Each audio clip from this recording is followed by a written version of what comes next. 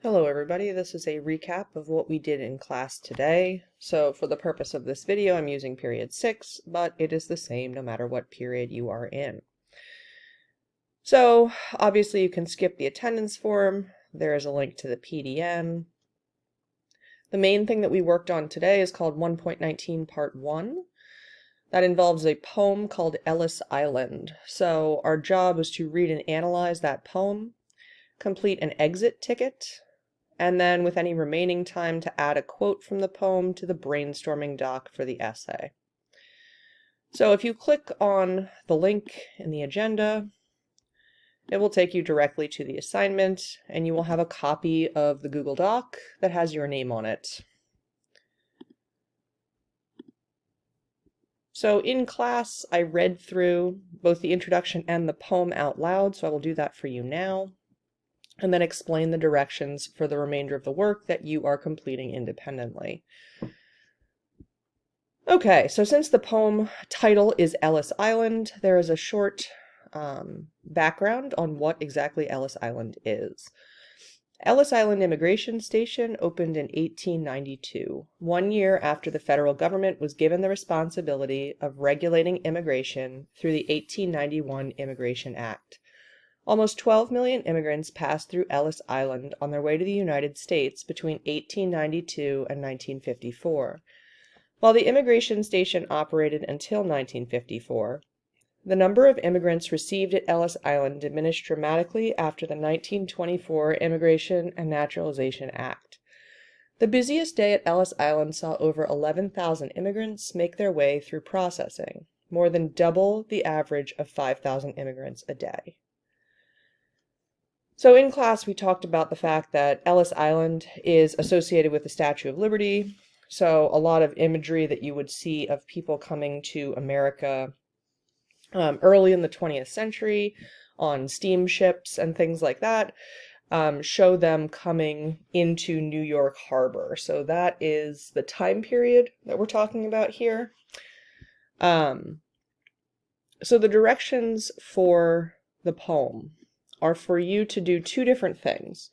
You need to underline 3 lines or sections of the poem that show a contrast, which means a difference, of emotion, meaning, or tone. So if you see a line that has 2 different emotions in it, 2 different meanings to a word or phrase, or 2 different tones, which is the attitude of the writer toward the subject, you can underline that. The next thing is that you need to highlight 3 lines that describe something about the American dream.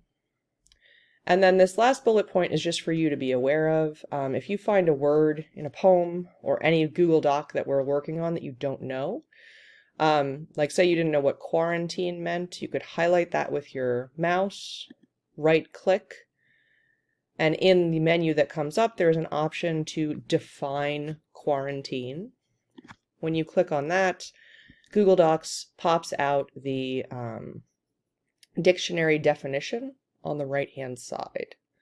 So that is a useful thing to know so that as you're working, if you need to look something up, you don't even have to go outside of Google Docs to do that.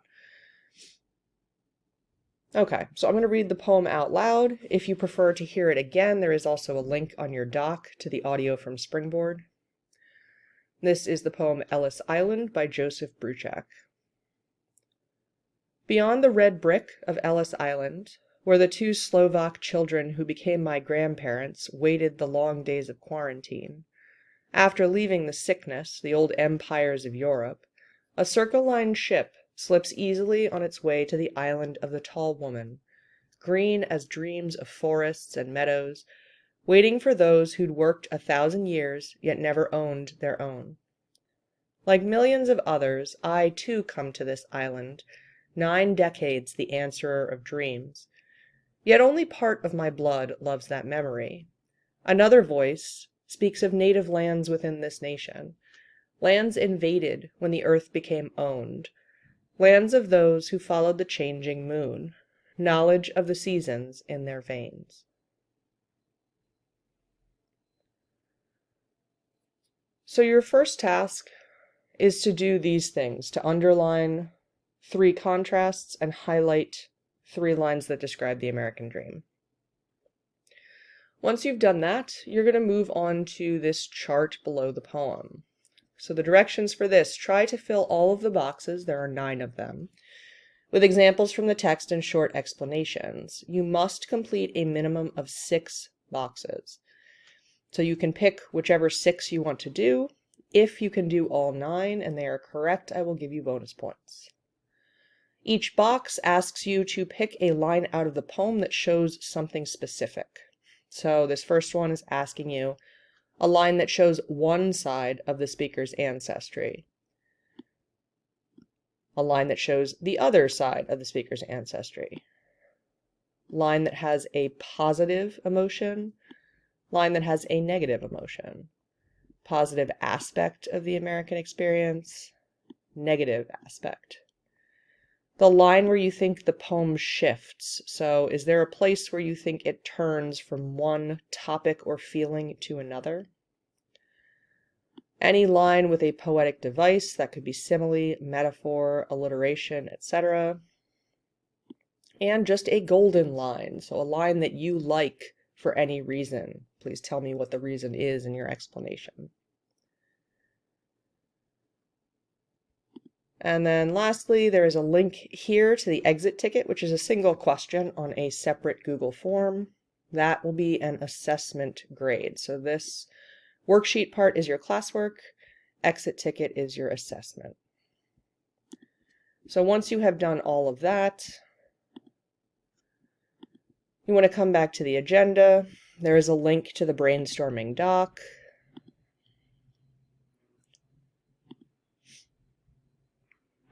So by the time you get here, you should already have these first 2 lines filled in for the Declaration of Independence, and the article, "Is the American Dream Still Possible?" The next line is for Ellis Island, which is this poem. You will, just as you have before, pick out a quote from the poem that you either agree or disagree with. Copy and paste it. Tell me what the quote shows about people's access to the American dream, and then explain your opinion of that quote and why you hold that opinion. You do not have to turn this in yet. We're going to do a couple more lines on it before it gets turned in. And then you are done for the day.